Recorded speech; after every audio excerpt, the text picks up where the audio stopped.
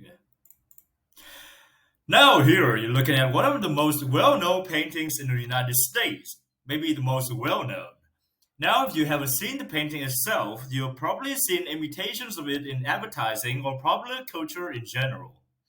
It's been reproduced on posters and t-shirts and cartoons, and a lot of famous people have had their photograph taken in this pose. So it's really an American icon. American Gothic. It was painted in 1930 by Grant Wood. Wood was a self-taught painter from the Midwest. He was from Cedar Rapids. That's a small town in Iowa. He was well known locally, and a lot of his work is landscape of the local country, farming country. Wood's style is kind of foxy and a bit of folk art, but it was really more sophisticated than that. He traveled to Europe several times, and he was influenced by Dutch and German art that he saw there, particularly 16th century Dutch portraits, the ones that show people standing in their homes, in their natural surroundings,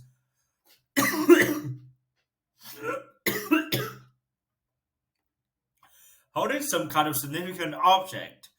And you can see that influence in here in this painting where the man is holding a pitchfork. As you can see, the painting shows a couple standing in the front of a house with a Gothic window in the background. Gothic in the title first and foremost refer to the side of the window in the house, like a church. When we think of Gothic windows, we usually think of the grand cathedrals of Europe, but here the windows are in a very original looking house. It's actually not clear whether the couple is supposed to be husband or wife. Some people say that others are their father and daughter. This is one of the mysterious about this painting.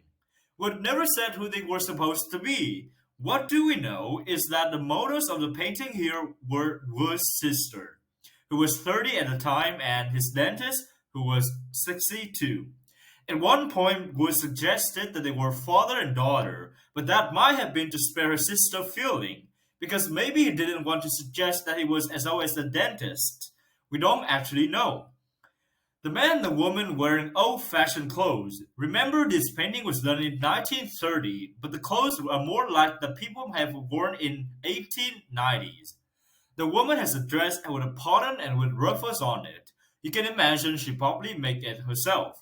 And the man is wearing a black jacket, farmer's overalls, and an old-fashioned type of shirt without a collar. He's holding a pitchfork, which is a symbol of an old-fashioned kind of farming.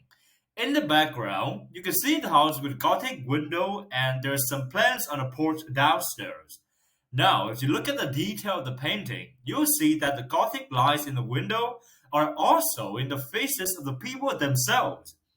They are kind of elongate, and the lines are sort of repeated in the pitchfork and in the lines of the man's shirt. So it's not just the house, the Gothic theme is repeated in other parts of the picture.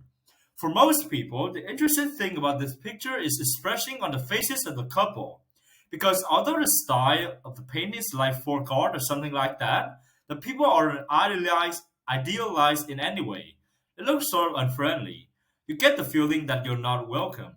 They're kind of shooting you out. It's like they're defending the world from outsiders. The man looks like use that pitchfork as a weapon if necessary, and the woman looks kind of suspicious. It's as if she's worrying about someday stealing her laundry or something.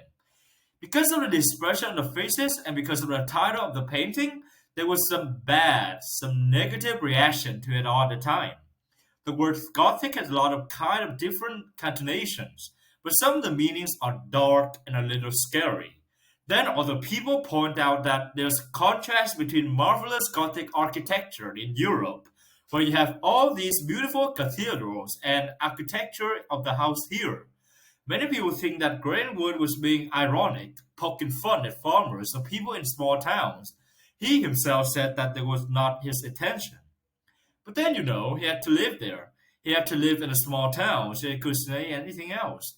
The painting went on to become one of the most famous paintings, but there's always been this mystery about it. What was the artist really trying to say? Nobody really knows for sure. What do you think?